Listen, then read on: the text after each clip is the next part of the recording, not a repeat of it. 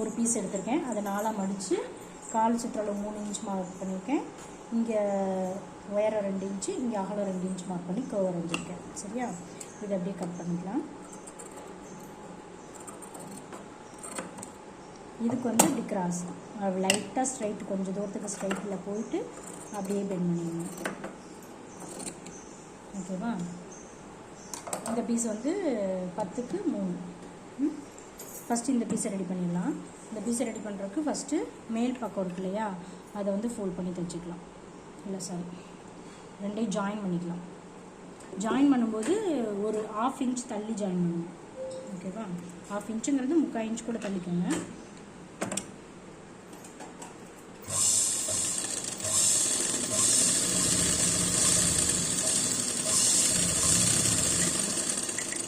இது மாதிரி ஒரு ஸ்டிச் போட்டுட்டு இப்போ இந்த இதை இப்படி ஓப்பன் பண்ணும்போது இந்த சைடும் இந்த சைடும் இந்த இது வரணும். வருது இல்லையா, இதை வந்து இந்த சைடு முடிச்சு தைக்கணும், இதை வந்து இந்த சைடு முடிச்சு தைக்கணும். ஓகேவா? இந்த விரிகிறத இந்த சைடு வரதை இந்த சைடு முடிச்சு தைச்சுக்கோங்க. அடித்துணியில் தையல் விழுகாமல் பார்த்துக்கோங்க.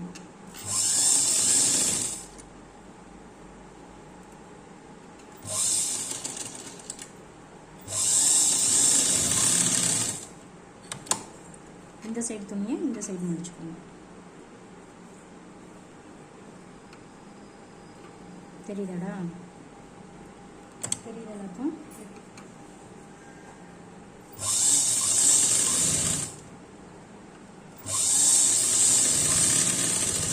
தைக்கும் போதே ஒரு 3/4 இன்ச்சு தள்ளி தையல் போட்டால் மட்டும்தான் இந்த மாதிரி மடிச்சு தைக்க முடியும். சரியா? இப்படி மடிச்சு தைச்சிட்டோம் அப்படின்னா மேலே இப்படி நம்ம மடிச்சு தைச்சதுக்கப்புறம் இந்த ஒரே ஒரு தையலை மட்டும் எடுத்து விட்டோம்னா அந்த தையலுக்குள்ளே நம்ம நாடாவை இன்சர்ட் பண்ணிக்கலாம். அதுக்காக தான் இந்த தையல். இப்போ மேலே நமக்கு நாடா போகிற அளவுக்கு ஃபோல்ட் பண்ணி தைச்சிடலாம் ஃபஸ்ட்டு.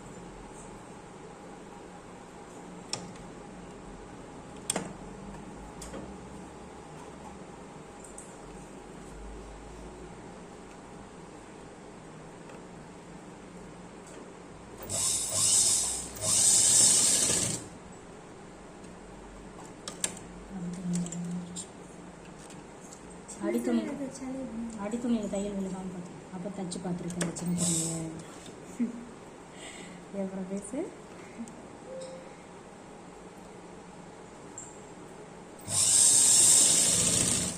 நானும் ஒரு பெரிய துணி தான் தைச்சி பார்க்கலான்னு நினைக்கிறேன். துணி பற்றாக்குறை வச்சுட்டு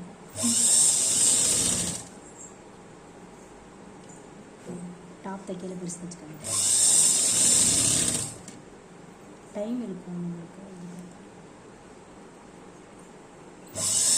இப்போ வந்து நம்ம ஓப்பன் கொடுக்கணும்னு அவசியம் இல்லை, ஃபுல்லாகவே அப்படியே மடிச்சு தைச்சிடலாம்.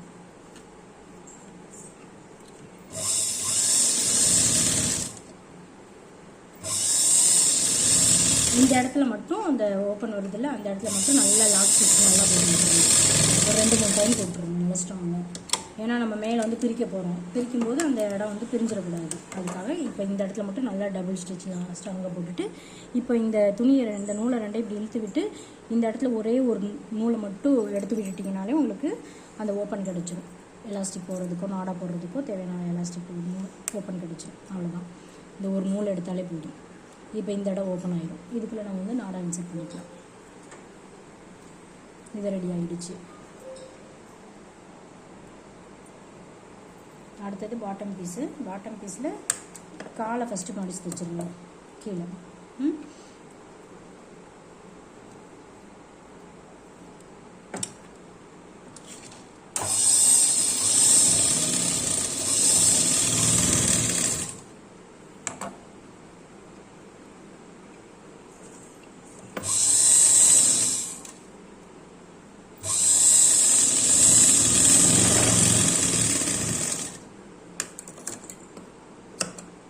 காலை மடிச்சு தைச்ச உடனே 2 காலையும் ஒரு காலை அப்படியே தனியாக ஜாயின் பண்ணி எடுத்துக்கலாம். கால் சுற்றளவு இப்போ எவ்வளோ வேணுமோ அதை மார்க் பண்ணிவிட்டு அங்கேருந்து கிராஸ் பண்ணி கொண்டு வரணும்.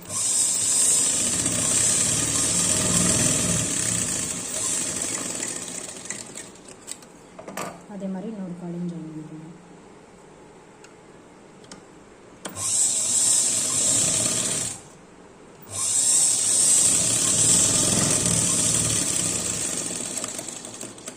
இப்போ இதை நல்ல பக்கத்துக்கு திருப்பிக்கோங்க.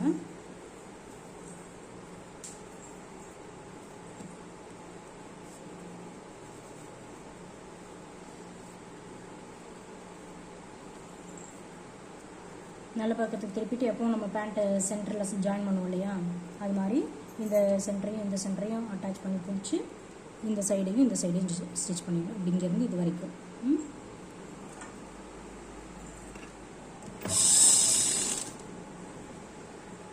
இந்த சென்டர் ரெண்டும் மாறாமல் பார்த்துக்கோங்க.